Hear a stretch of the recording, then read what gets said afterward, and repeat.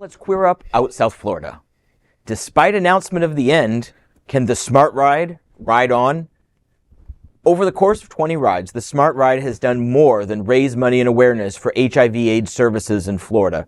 It's built a community. Now the ride is ending, but the community pledges to pedal on. Over the past week, the 6 main benefiting agencies of the ride have begun collaborating to continue this legacy event. As I first reported, the Smart Ride decided to make next month's ride the last, when Executive Director Todd Delmay left after 9 months. They're all facing huge budget holes once the funding goes away. One organization told me the loss could be a death knell for the group. Being a beneficiary isn't a free ride. They're all active participants, so the groups have worked together for years. Now they're looking to continue the ride on their own. Can it be done? It won't be easy. Currently, the Smart Ride lines up sponsors, so 100% of donations that is raised by riders and volunteers and crew can go back to the community. That's almost impossible if the orgs go out on their own. Also, will Smart Ride organizers want it to continue? The beneficiaries quote founder and Queer News Tonight contributor Glenn Weinzimmer as saying, quote, "One of the pillars of the ride is the commitment and camaraderie of the benefiting agencies. They hold the pieces to create a unified success," end quote. But that's hardly a full-throated endorsement, as he's also said there were options to continue the ride, but he and the board didn't want a watered-down version going forward. Glenn refused comment for this story. Whatever happens, it's clear South Florida's HIV/AIDS service organizations aren't riding off into the sunset. You can read more of my coverage on the Smart Ride in Out South Florida with a QR code linking to all of our stories. And, this was something that's kind of been brewing. The Key West Mile Marker is a very prolific fundraising organization, filed incorporation papers. A group over in Tampa has been looking at what to do next. But this is really the first major effort to combine into one event, whatever it looks like, whether it's a ride from Miami to Key West or to a different place or a different thing. But the question is, will the founders and board of Smart Ride give up the licensing? Will they give up their Rolodex of vendors to it? Because Glenn and Todd were very clear that it could have gone forward, but they just didn't want it to be taken over by an organization that doesn't understand it, that doesn't have a history with it. These benefiting agencies do, so they might be able to pull it off. I wonder how they can actually pass that baton successfully. I mean, with so much good being brought to the community as it relates to the dollars and the funding that is raised for the Smart Ride.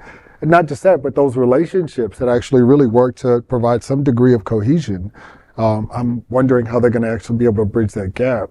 Well, the plan was for Todd to take the baton from Glenn. They were overlapping for a year so that Glenn could mentor and Todd could shadow. And then Todd took a job at SAVE as their executive director. Very important organization as well, looking for our LGBTQ plus rights and fighting for those.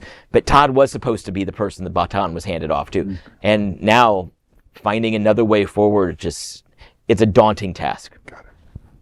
I think there's a couple of narratives, storylines going on here.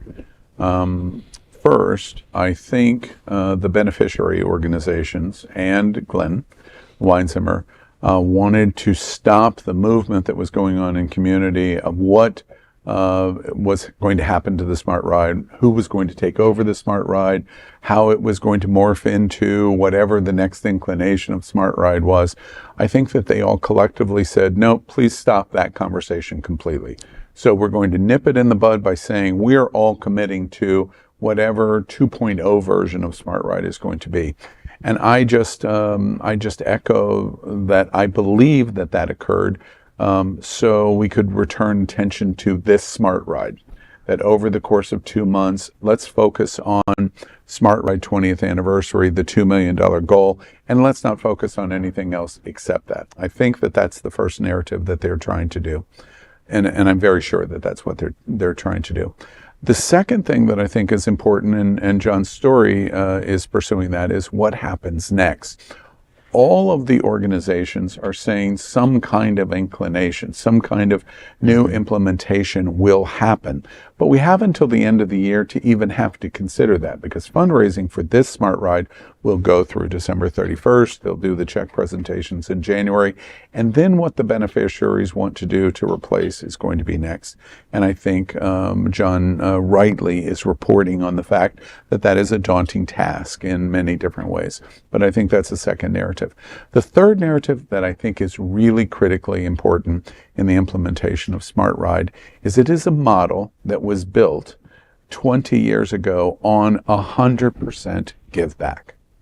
And that model is hard to repeat. And I think the beneficiaries and Glenn Weinzimmer's decision is, wait, we don't want a watered down version of this conceptual idea tagged and named in any way Smart Ride, when this was the philosophical fundraising commitment of 100% give back with sponsor participation, and that we are trying to ensure that other organizations don't pick this up and then turn it out into, well, we really mean 60% donation. Right. Glenn Weinzimmer developed the Smart Ride in 2003 from the old Clear Channel, I've forgotten, version of the Smart Ride, where he very clearly explained they raised $1 million and only gave $60,000 to the beneficiaries.